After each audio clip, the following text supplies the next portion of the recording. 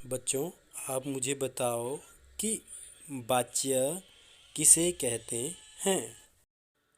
प्यारे बच्चों, वाच्य शब्द का अर्थ है बोलने का विषय। हिंदी व्याकरण के अनुसार वाक्य में प्रयुक्त क्रिया के जिस रूप से यह बोध हो अर्थात ज्ञात हो कि क्रिया का मुख्य विषय कर्ता है, कर्म है या भाव में से कौन है, उसे वाच्य कहते हैं। प्यारे बच्चों, वाच्य भेद और वाच्य परिवर्तन जानने से पहले हम कर्ता और क्रिया के बारे में जानेंगे।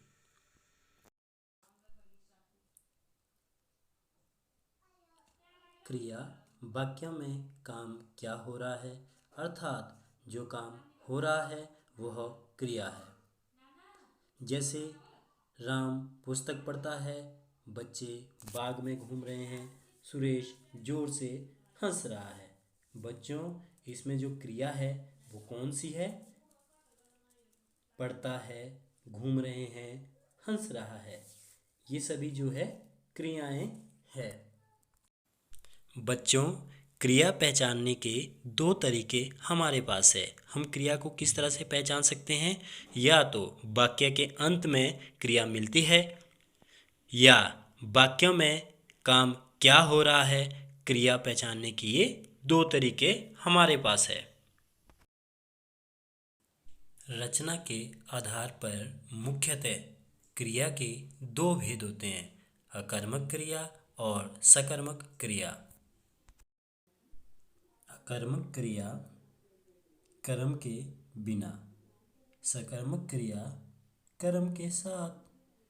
उदाहरण जैसे सोहन पत्र लिखता है।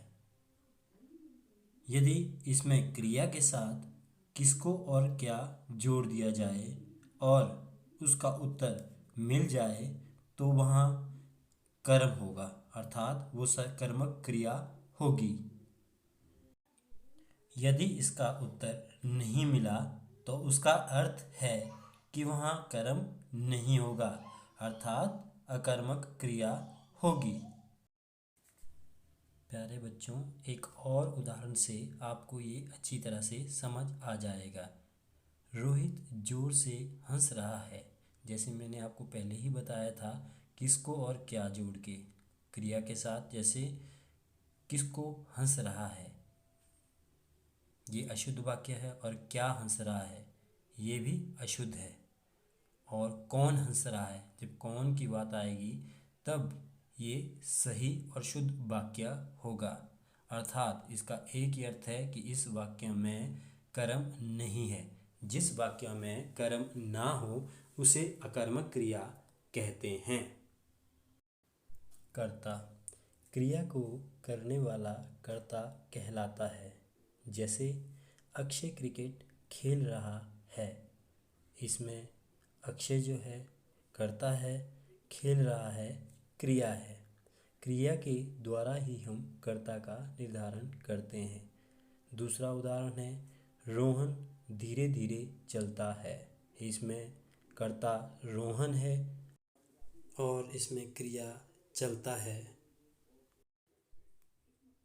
उम्मीद है कि सभी बच्चों को अब कर्ता और क्रिया की पहचान करना वाक्य में आ गया होगा।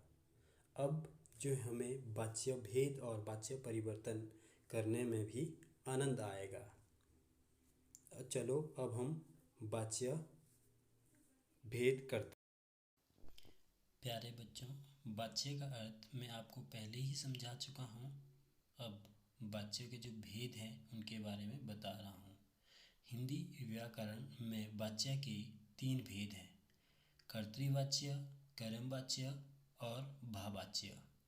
इन्हीं तीन वाच्यों में से आपके पेपरों में प्रश्न पूछे जाते हैं।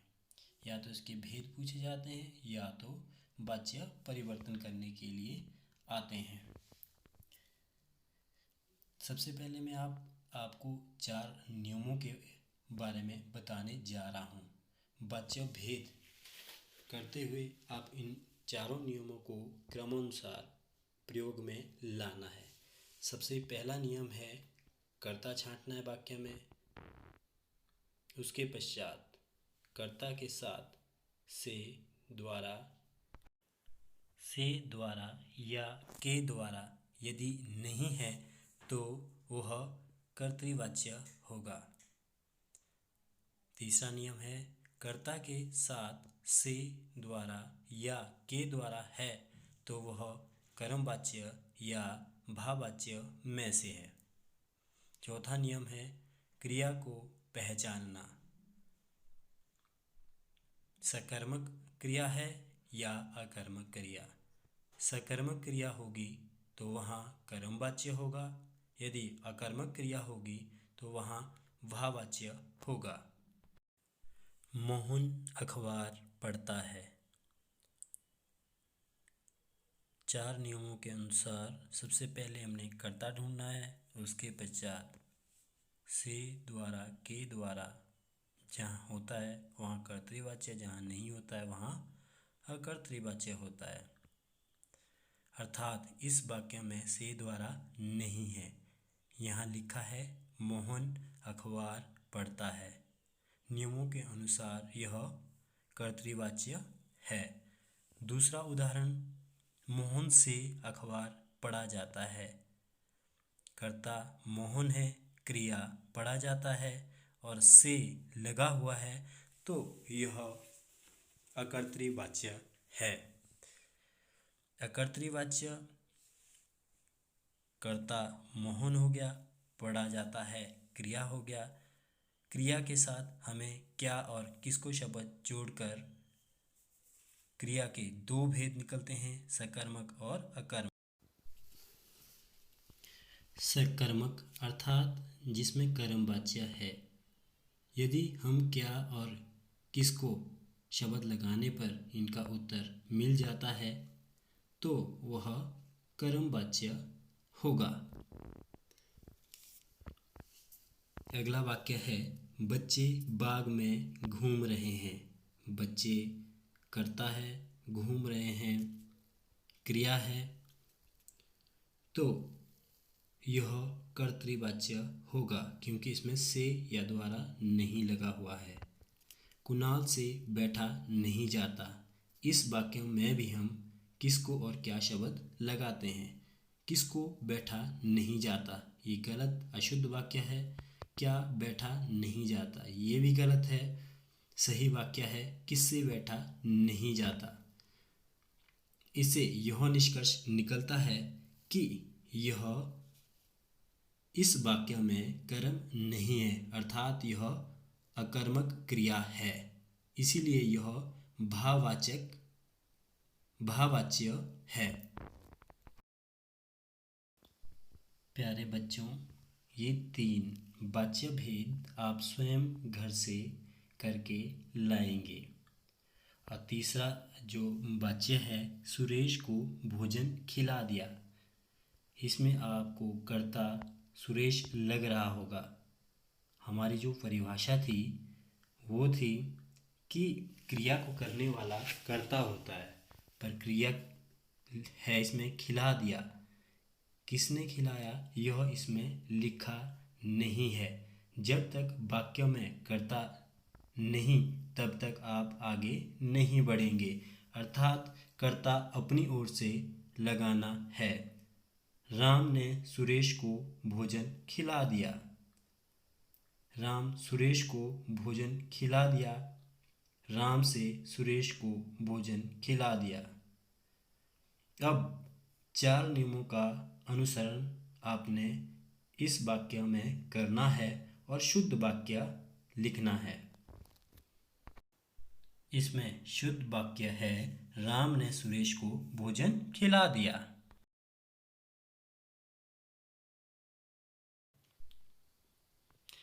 प्यारे बच्चों, वाच्य परिवर्तन करने से पहले मैं इन 3 नियमों के बारे में आप लोगों को बता देना चाहता हूँ, जो आपको जानना बहुत ही आवश्यक है।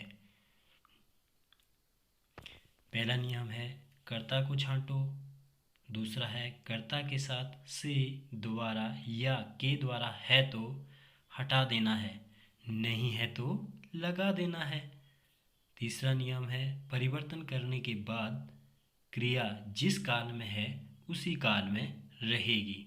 इन तीनों नियमों को क्रमानुसार आप सभी बच्चों ने प्रयोग करना है। प्यारे बच्चों, वाच्य परिवर्तन का अर्थ है एक प्रकार के वाच्य को दूसरे प्रकार के वाच्य से बदलना। वाच्य परिवर्तन के उदाहरण जैसे रविंदर क्रिकेट खेलता है, वाच्य परिवर्तन कीजिए।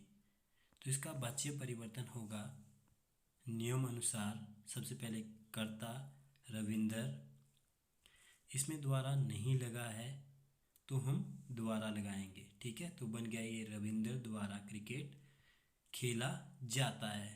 खेला जाता क्यों लिखा मैंने, क्योंकि जो तीसरा नियम है उसके अनुसार जैसे परिवर्तन करने के बाद क्रिया जिस काल में है उसी काल में रहेगी, इसीलिए हम इसे ऐसा नहीं लिखेंगे जैसे रविंदर द्वारा क्रिकेट खेलता है, ये गलत है। रविंदर द्वारा क्रिकेट खेला जाएगा, ये भी गलत है। रविंदर द्वारा क्रिकेट खेला जा चुका है और रविंदर द्वारा क्रिकेट खेला जा रहा है। इसकी क्रियाएं जो है सबकी बदलती जा रही है।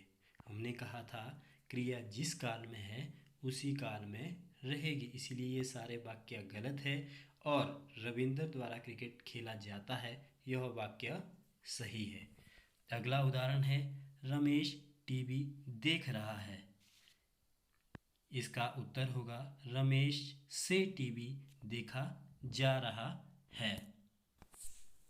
अगला उदाहरण है माँ के द्वारा बच्चे को नहलाया जा चुका था। इसका सही उत्तर होगा माँ बच्चे को नहला चुकी थी। प्यारे बच्चों, कुछ एक वाक्य मैं आपको घर के लिए वाच्य परिवर्तन करने के लिए दे रहा हूँ ताकि मुझे ये पता लगे कि आप सभी को मेरे द्वारा बताए गए वाच्य परिवर्तन कितने समझ आए हैं।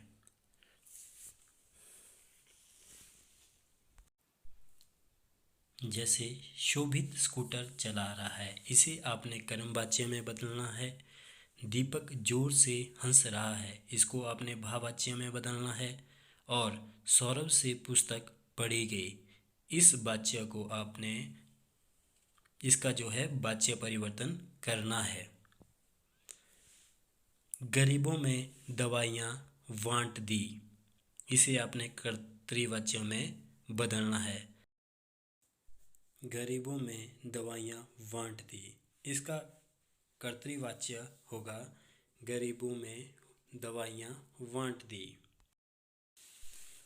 प्यारे बच्चों, आपको यदि ये सही तरीके से समझ आया होगा तो घर पर इसके 30 वाच्य भेद और वाच्य परिवर्तन नियम के अनुसार आप करें। प्यारे बच्चों, आज के लिए बस इतना ही। धन्यवाद।